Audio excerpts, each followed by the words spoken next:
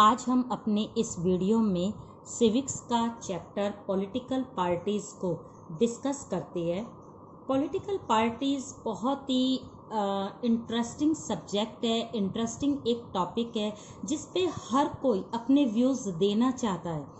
Parties के बारे में हर एक को कुछ ना कुछ पता रहता है, चाहे वो कम हो चाहे वो ज़्यादा हो, लेकिन बहुत कम लोग ऐसे होंगे जो पॉलिटिकल पार्टीज़ में बिल्कुल न्यूट्रल होते हैं, जिन्हें किसी भी पॉलिटिकल पार्टीज़ के लिए कुछ भी नहीं पता होता। बट एज अ सिटीज़न हमें अपनी पॉलिटिकल पार्टीज़, हमें अपनी कंट्री के सिस्टम, इनके बारे में कम से कम एटलीस्ट इतना पता होना चाहिए जिससे हमारा ये रहे कि हम कितने अवेयर है। तो यहाँ पर हम पॉलिटिकल पार्टीज़ को ब्रीफली देखेंगे, डीप में जाकर देखेंगे कि जो पार्टीज़ है वो किस तरह से काम करती है। सबसे पहले ये पार्टीज़ बनती कैसे है। यहाँ पर अगर हम एक डेफिनेशन की तरीके से पॉलिटिकल पार्टी को देखें तो पॉलिटिकल पार्टीज एक ऐसा ग्रुप होता है लोगों का जो कि पॉलिटिक्स में आने के लिए, पावर को गेन करने के लिए अपनी एक पार्टी बनाकर इलेक्शन में स्टैंड करती है। तो ऐसे ग्रुप को जब पावर मिल जाती है, जब वो इलेक्शन में स्टैंड करते हैं, तो उसको बोलते हैं पॉलिटिकल पार्टी।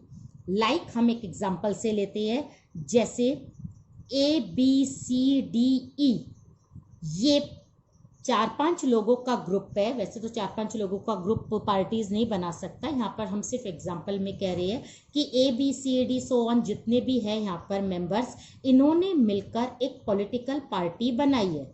ओके, अब इसमें से सारे के सारे तो लीडर हो नहीं सकते, इनमें से एक क्या हो जाएगा, लीडर हो जाएगा। जैसे हमने माना कि ये जो A है ये क्या है, ये लीडर है। अब ये लीडर क्या करेगा, ये पॉलिटिकल पार्टी की सारी गाइडलाइंस तय करेगा, इसके प्रोग्राम को बनाएगा, इसके एजेंडे को सेट करेगा, इसको अपनी पार्टी को चलाने के लिए लगातार जो एफर्ट्स करता है वो क्या होता है, लीडर। लीडर को सपोर्ट करने वाले ये B है, C है, D है, E है, सो ऑन कितने सारे हैं। ये सारे के सारे लीडर को सपोर्ट करते हैं, एक्टिव रहते हैं। इसका जो भी डिसीजन होता है उसको ये सारे के सारे क्या करते हैं, इम्प्लीमेंट करने में लग जाते हैं। अपनी पार्टी का प्रोपागेंडा करने में ये लगातार अपने एफर्ट्स दिखाते हैं ताकि पार्टी जो है वो चारों तरफ क्या हो जाए, स्प्रेड हो जाए। तो ये जो लोग हैं जो लगातार लीडर के क्लोज में हैं, एक्टिविटी में पार्टिसिपेट कर रहे हैं, ये सारे के सारे मेंबर क्या कहलाएंगे, एक्टिव मेंबर। ओके, नेक्स्ट आता है, ये जो एक्टिव मेंबर है ये सारे के सारे लॉयल होने चाहिए। लॉयल मतलब यहाँ पर अगर लीडर पार्टी के लिए कुछ बोल रहा है, कोई अपना एजेंडा दे रहा है, तो आप मान लो D को ये बात सही नहीं लग रही है कि A जो है वो कुछ बोल रहा है पॉलिटिकल पार्टी में, कोई भी अपनी स्पीच में उसने कोई डिसीजन दिया है और उसको ये पसंद नहीं आया है, तो यहाँ पर D जो है वो उसका ओपनली अपोज नहीं करेगा। वो उसको अलग से सीक्रेटली कुछ बात कह दे, उसको बात मतलब नहीं पसंद आई तो इस बात के लिए वो उसको मतलब अपनी बात कर ले, डिस्कस कर ले, वो अलग मैटर है। लेकिन वो ओपनली ये नहीं कहेगा कि हमारी पार्टी का ये डिसीजन गलत है, लीडर गलत है, हम लोग गलत है या हमारी पार्टी का एजेंडा गलत है। ऐसा नहीं होगा, क्योंकि एक्टिव मेंबर जो होते हैं ये सारे लॉयल होते हैं। ये एक बार साइन करने के बाद या मेंबर बनने के बाद इस तरह से चीट नहीं कर सकते, इसीलिए इस चीज को बोलते हैं पार्टीजन। पार्टीजन होना बहुत जरूरी है। अगर आप लॉयल ही नहीं हो तो पॉलिटिकल पार्टी चलाना बहुत मुश्किल हो जाता है। इसके बाद बात आती है कि लीडर जो भी डिसीजन लेता है वो अपने एजेंडे के अंडर में लेता है, जिसको एक्टिव मेंबर इम्प्लीमेंट करते हैं। पार्टीजन अपने खुद के फीलिंग्स के, अपने लॉयल तरीके से उसको हर डिसीजन को इम्प्लीमेंट करना एक्टिव मेंबर का काम होता है। तो यहाँ पर कुछ पॉलिसीज, कुछ प्रोग्राम्स या कुछ एजेंडे पर पॉलिटिकल पार्टी क्या करती है, काम करती है। जब ये पार्टी बनाई थी तो उसमें लीडर को जब मतलब इलेक्ट किया था इन लोगों ने मिलकर कि हाँ भाई ये लीडर बनेगा, ये पॉपुलर है, तो लीडर पॉलिटिक्स में आने से पहले अपनी एक पॉलिसीज देता है कि अगर हमारी सरकार आई, यदि हमारी पार्टी जीती, तो हम बेसिकली ये काम करेंगे, जैसे पॉवर्टी हटाएंगे, अनएम्प्लॉयमेंट हटाएंगे, रिजर्वेशन हटाएंगे, या फिर जो ये इलेक्शन का सिस्टम है इसको हटाना है, या यहाँ पर पब्लिक सेक्टर जो है उसको रिमूव करना है। जो भी इनका जो मेन पॉलिसी है जिसको लेकर इन्होंने अपनी पार्टी को भी क्या करा है, ऑर्गेनाइज करा है, उसको हम बोलते हैं एजेंडा।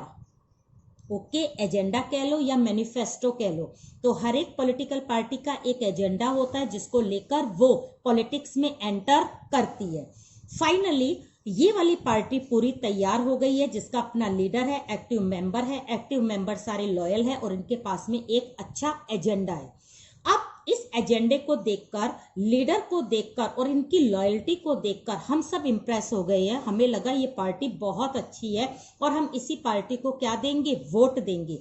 तो लास्ट जो चीज आती है वो आते हैं फॉलोअर्स, और इन फॉलोअर्स में कौन होते हैं, जो कॉमन लोग होते हैं, यानी कॉमन पीपल जो होते हैं उनको हम बोलते हैं फॉलोअर्स। तो ये सारी चीज जो हम डिस्कस कर रहे थे, ये सारी चीज होती है पॉलिटिकल पार्टीज के कंपोनेंट्स। एक पॉलिटिकल पार्टी इन सारे एलिमेंट से मिलकर बनती है, सारे कंपोनेंट से मिलकर बनती है। एक पॉलिटिकल पार्टी में एटलीस्ट ये कंपोनेंट्स तो होने ही चाहिए, इसके अलावा अगर और कुछ है तो बात अलग है। लेकिन ये लीडर, एक्टिव मेंबर, उनकी लॉयल्टी, उनका एजेंडा और फॉलोअर्स अगर ये पॉलिटिकल पार्टी के पास में है तो इट मीन्स वो पार्टी पावरफुल है और वो मेजर पार्टी की कैटेगरी में आती है। ठीक है, तो ये तो हुई पॉलिटिकल पार्टी की एक सिंपल जो नॉलेज है, जो हमें या मुझे लगता है कि सबको होती रहती है, ये सब कुछ पता रहता है कि हाँ ये चीज़ है। अब हम बात करते हैं कि एक पॉलिटिकल पार्टी क्या क्या काम करती है। क्या काम करती है, जितनी भी ये तो सिर्फ एक ही पॉलिटिकल पार्टी है, चाहे जितनी भी पॉलिटिकल पार्टी है, इनका मेन काम क्या होता है, इलेक्शन में स्टैंड करना। फर्स्ट काम इनका यही है कि ये इलेक्शन में ज़्यादा से ज़्यादा अपने कैंडिडेट को स्टैंड करवाए। दूसरा, अगर ये इलेक्शन में जीत गई, मेजॉरिटी मिल गई, तो ये क्या बनाती है, ये बनाएगी पॉलिसीज और प्रोग्राम्स। ठीक है, पॉलिसीज और प्रोग्राम्स ही सफिशिएंट नहीं होते, कंट्री को बहुत सही लॉज भी चाहिए होते हैं, और जो लॉज मतलब वो डिग्रेड हो गए हैं उनको हटाने के लिए भी जो गवर्नमेंट काम करती है उसको हम बोलते हैं मेकिंग लॉज। यानी कंट्री को चलाने के लिए नए नए तरीके के लॉज बनाने भी जरूरी होते हैं, जो कि पॉलिटिकल पार्टी बनाती है।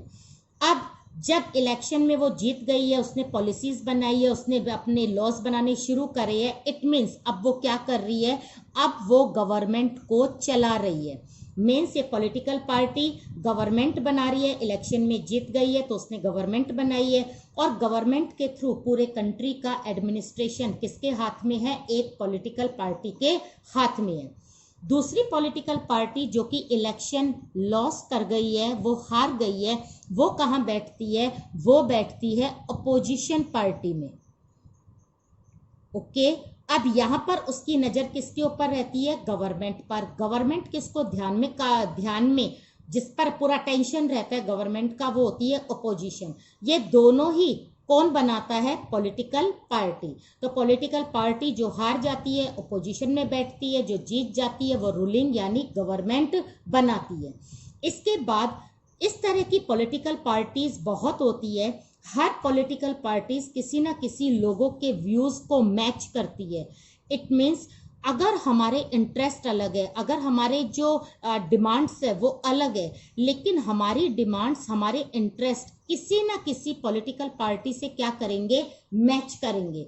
ये जरूरी रहता है। क्यों? क्योंकि हमारे यहाँ पर मल्टी पार्टी सिस्टम है और पॉपुलेशन क्या है, ज़्यादा है, तो डिमांड्स भी क्या होगी, ज़्यादा होगी। लेकिन कोई ना कोई पॉलिटिकल पार्टी हमारे इंटरेस्ट को, हमारे डिमांड को फुलफिल करते हैं या फिर उस पर डिस्कस करते हैं। तो इसका मतलब है इसका नेक्स्ट काम क्या हुआ, यहाँ पर गवर्नमेंट का काम होगा, क्योंकि ये कौन सी है, रूलिंग पार्टी।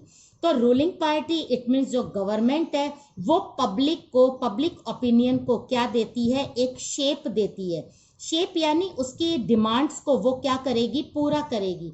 अगर हमारी डिमांड्स पूरी हो जाए तो इसका मतलब है हमारे इंटरेस्ट को एक शेप मिल गई है, एक वो पूरी इम्प्लीमेंट हो गई है। तो इस तरह का काम कौन कर रही है, पॉलिटिकल पार्टीज कर रही है। इसके बाद बात आती है कि participation of people.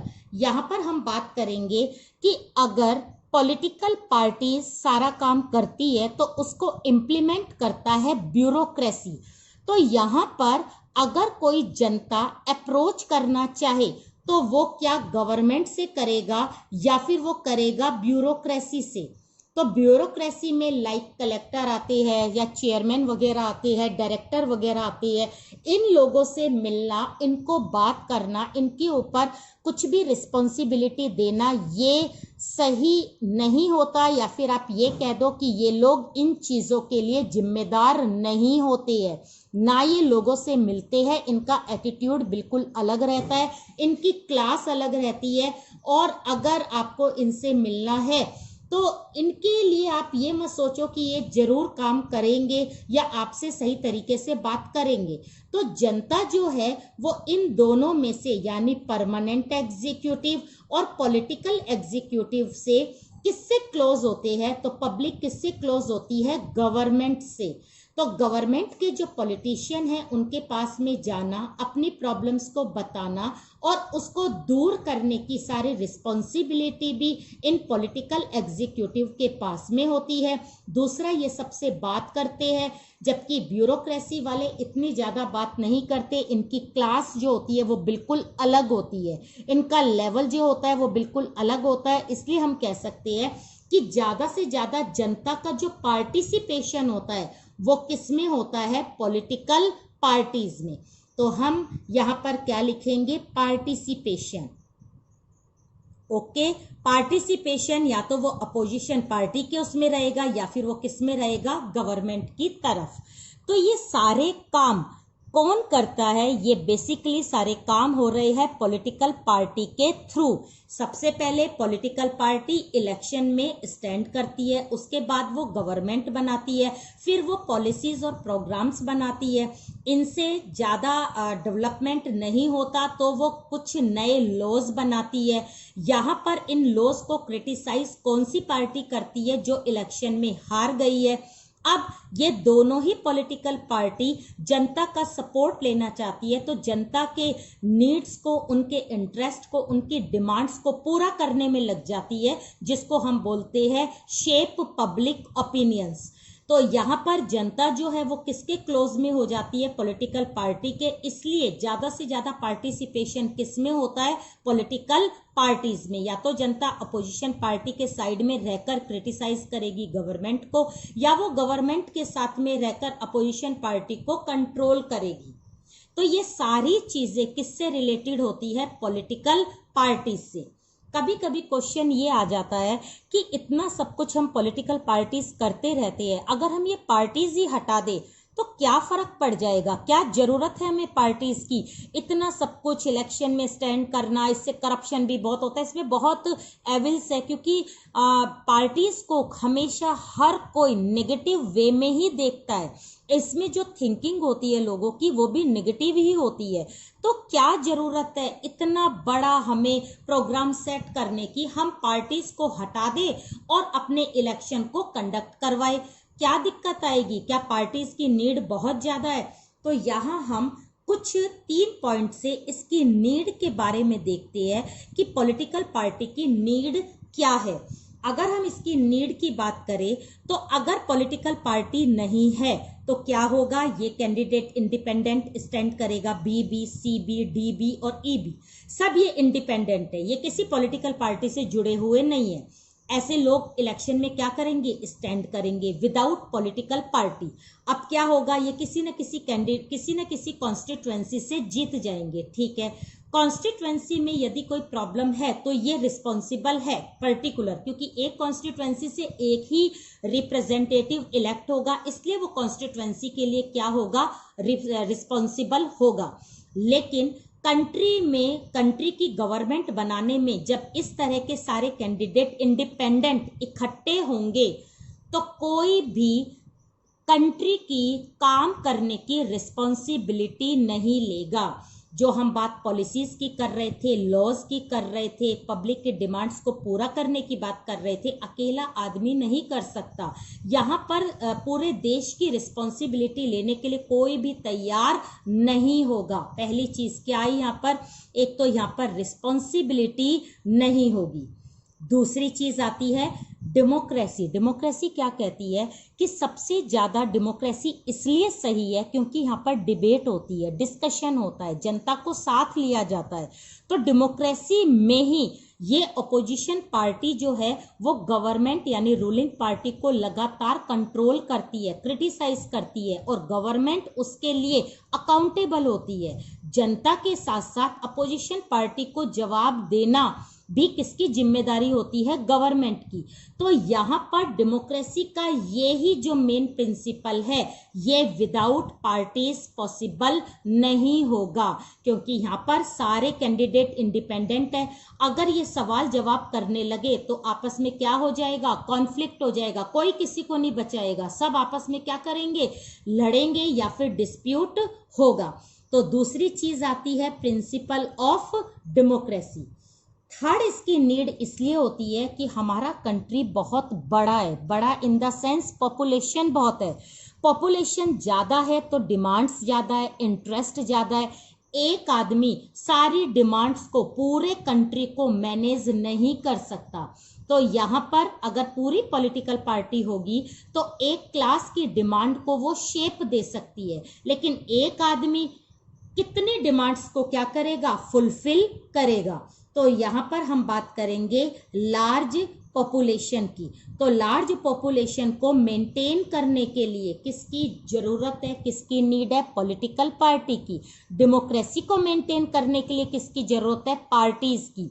Responsibility set करने के लिए कि अगर कोई मतलब प्रॉब्लम आ गई है, अगर कोई कानून गलत बन गया है तो हम डायरेक्टली किसको ब्लेम करते हैं, पॉलिटिकल पार्टी को, ये बेकार पार्टी है, नेक्स्ट टाइम हम इसको वोट नहीं देंगे। लेकिन यहाँ पर जब सारे इंडिपेंडेंट खड़े होंगे तो कोई काम करने को तैयार नहीं होगा। तो इसलिए हम कह सकते हैं पॉलिटिकल पार्टी बहुत जरूरी है, क्योंकि यहाँ पर इलेक्शन से लेकर सरकार बनाने और उसको क्रिटिसाइज और लास्ट में पब्लिक ओपिनियन को शेप देने का काम सिर्फ और सिर्फ कौन करती है, पॉलिटिकल पार्टीज करती है। ओके, इस वाले पूरे टॉपिक के जो आपके पॉइंट्स है, जो नोट्स है, वो आपको डिस्क्रिप्शन बॉक्स में मिल जाएंगे।